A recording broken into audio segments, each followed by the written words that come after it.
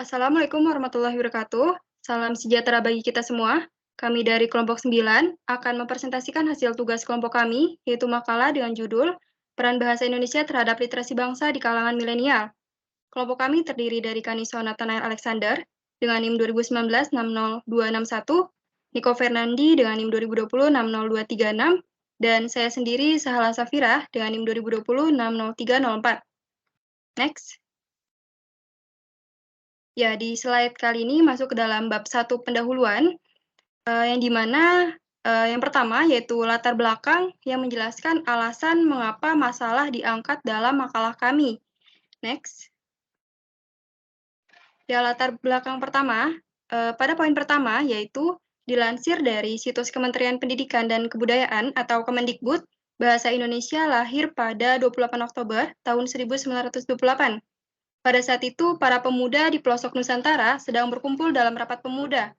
Dalam rapat tersebut menghasilkan 3 ikrar yang diberi nama Sumpah Pemuda. Nah, ikrar yang ketiga merupakan tekad bahwa bahasa Indonesia merupakan bahasa persatuan bangsa Indonesia. Nah, pada waktu itu, bahasa Indonesia dikukuhkan kedudukannya sebagai bahasa nasional. Lalu pada poin kedua, sesuai dengan perkembangan zaman yang sangat cepat, makna literasi juga ikut berkembang, sehingga maknanya tidak sekadar membaca dan menulis. Nah, kemampuan literasi memang pada awalnya adalah kemampuan membaca dan menulis, dan pada awalnya pendidikan di Indonesia lebih mengenal dengan istilah pengajaran bahasa atau pelajaran bahasa. Namun, sesuai dengan perkembangan zaman yang sangat cepat, maka pelajaran bahasa Indonesia itu makna literasinya juga ikut berkembang, sehingga maknanya tidak sekadar membaca atau menulis saja. Meskipun pengertian literasi berkembang pesat, tetapi masih berkaitan dengan bahasa.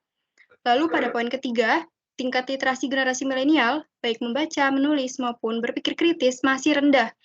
Contohnya saat naik kendaraan umum atau menunggu penerbangan di bandara itu tidak banyak orang yang membaca, meski padahal kita bisa membacanya lewat gadget. Nah, padahal di kalangan milenial sudah memasuki era digital, yang dimana kita bisa menemukan sumber bacaan dengan cepat dan mudah melalui internet. Nah, kejadian tersebutlah terjadi karena masih lemahnya penguasaan bahasa Indonesia di kalangan milenial atau kaum muda. Selain itu juga menyangkut tingkat literasi dalam hal membaca, menyimak, dan menulis yang kurang dikenal oleh kaum milenial atau kaum muda. Lalu pada poin keempat, sebagai generasi milenial dan generasi penerus bangsa, harus terus melestarikan bahasa Indonesia dengan budaya literasi. Karena mempelajari bahasa Indonesia sangatlah penting dalam meningkatkan kemampuan bangsa berliterasi yang dimana memahami dengan baik bahan bacaan sehingga bisa dapat melakukan berbagai macam inovasi di berbagai bidang. Selanjutnya akan disampaikan oleh rekan saya. Terima kasih. Baik, saya akan melanjutkan mengenai pembahasan masalah. Dari latar belakang tadi, kami akan membahas satu persatu mengenai masalah-masalah yang ditimbulkan dari latar belakang tersebut. Nah, pertama, kita mulai dari kedudukan dan fungsi bahasa Indonesia.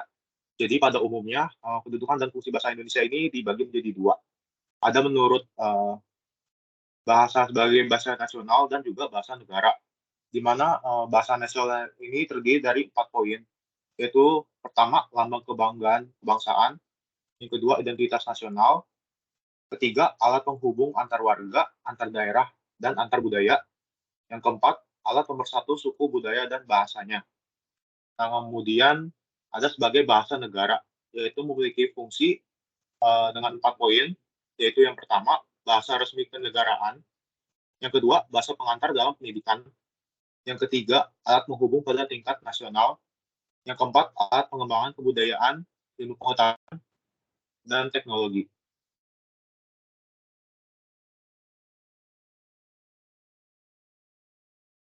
Nah, selanjutnya kita membahas mengenai ruang lingkup literasi bangsa, di mana di sini dibagi menjadi 5 poin, di mana apa sih literasi itu? Jadi literasi itu dibagi menjadi 5.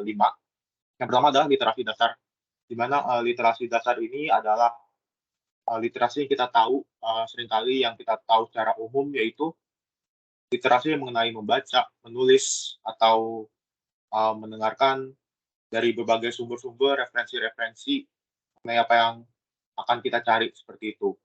Nah, yang kedua itu literasi perpustakaan, di mana mencari berbagai referensi, tulisan, bacaan dengan memakai media perpustakaan.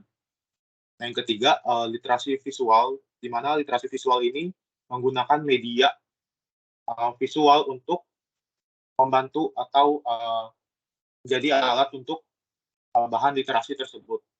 Nah, yang keempat ada literasi media, di mana mmm, media-media ini contohnya seperti surat kabar lewat elektronik, berita-berita di televisi, dan sebagainya. Kemudian literasi teknologi, ini yang cukup berkembang pesat pada akhir-akhir ini, di mana literasi teknologi ini contohnya seperti website-website atau aplikasi-aplikasi di media sosial yang kita sering jumpai, di mana literasi teknologi ini yang menjadi eee, tujuan dan sasaran kita mengenai literasi di generasi milenial.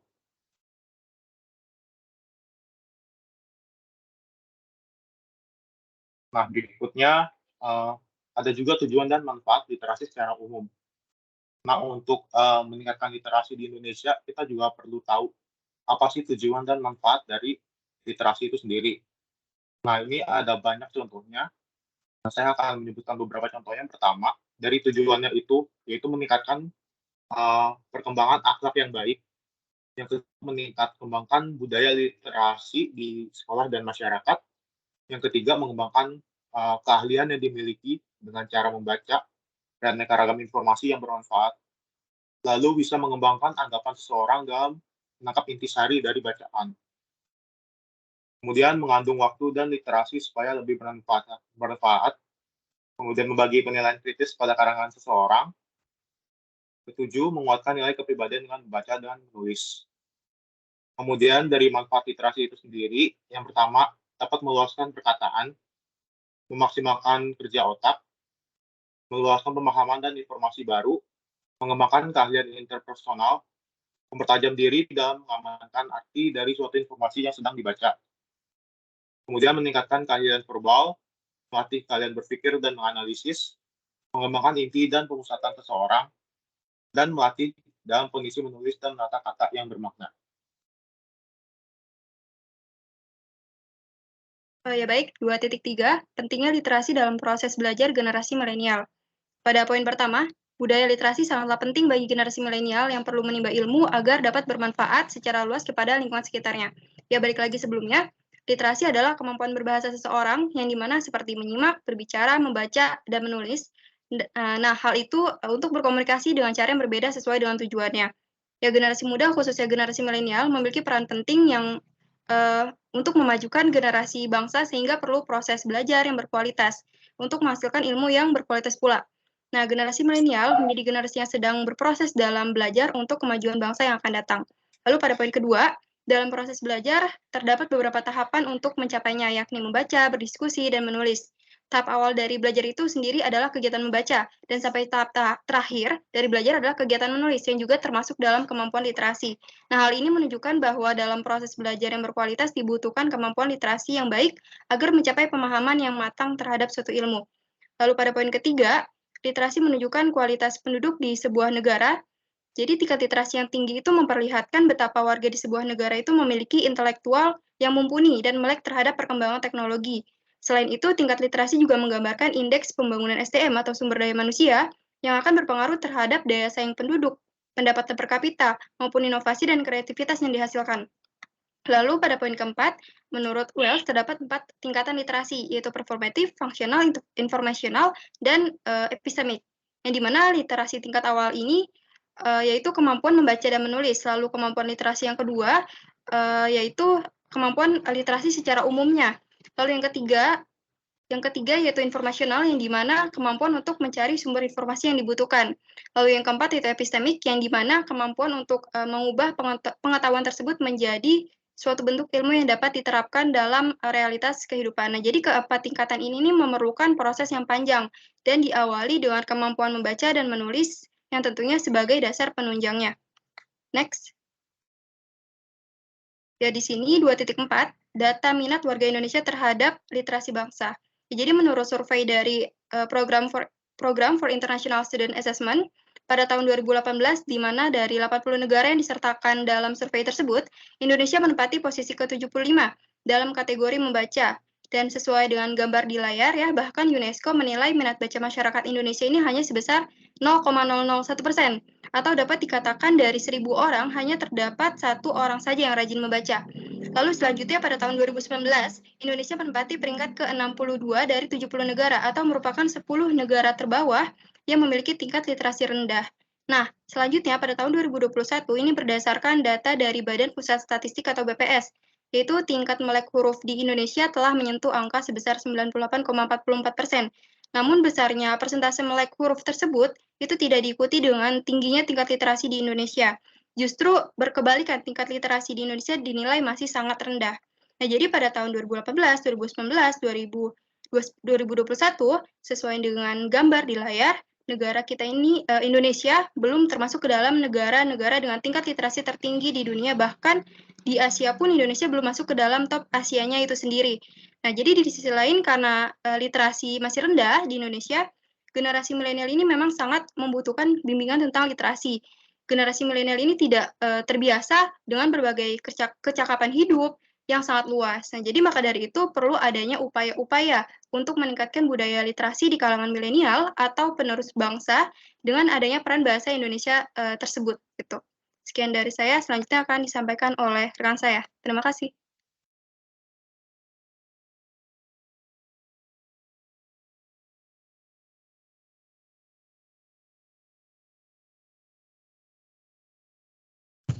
Baik, berikutnya adalah upaya-upaya meningkatkan literasi bangsa di kalangan milenial.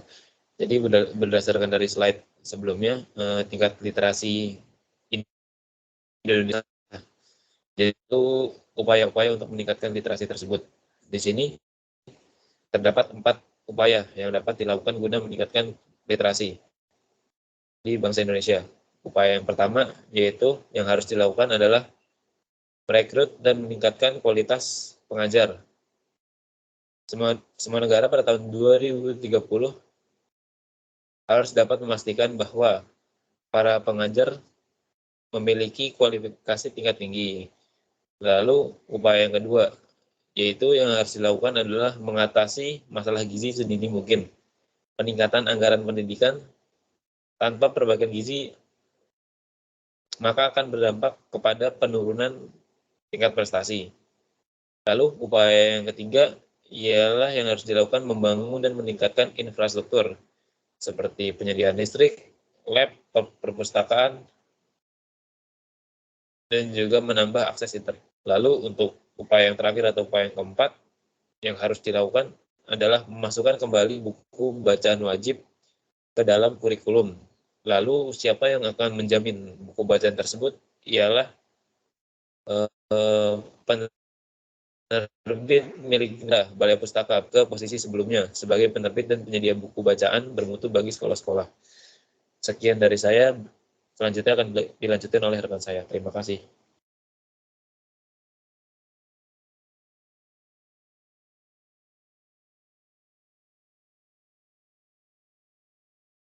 Nah, untuk selanjutnya, kesimpulan dari pembahasan kami yaitu minat literasi di Indonesia, terutama untuk generasi milenial, ini masih rendah, sehingga perlunya kesadaran mulai dari kita sendiri untuk mengetahui seberapa pentingnya literasi bagi diri kita dan bangsa Indonesia.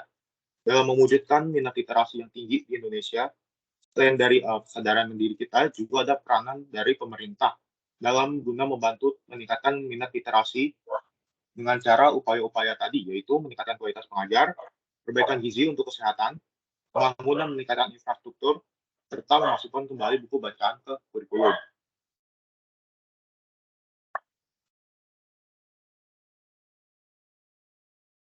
Kemudian ada juga saran dari kelompok kami, yaitu dengan seiringnya perkembangan zaman, teknologi ini tidak hanya digunakan dalam dunia bisnis atau dunia hal yang berbau teknologi untuk dapat beradaptasi, melainkan perkembangan literasi ini juga dapat memanfaatkan perkembangan teknologi yang ada dengan harapan dapat membuat minat baca generasi milenial meningkat secara dapat menjadi media untuk pemerataan untuk sumber-sumber literasi ke semua daerah di Indonesia.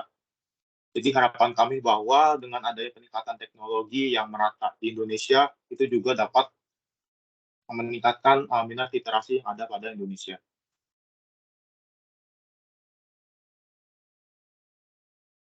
Nah, berikut adalah beberapa list dari daftar pustaka serta referensi yang kami dapatkan.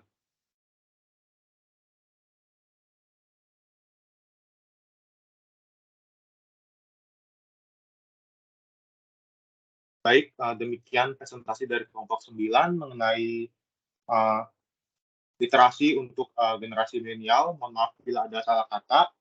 Sekian dari kelompok kami. Terima kasih.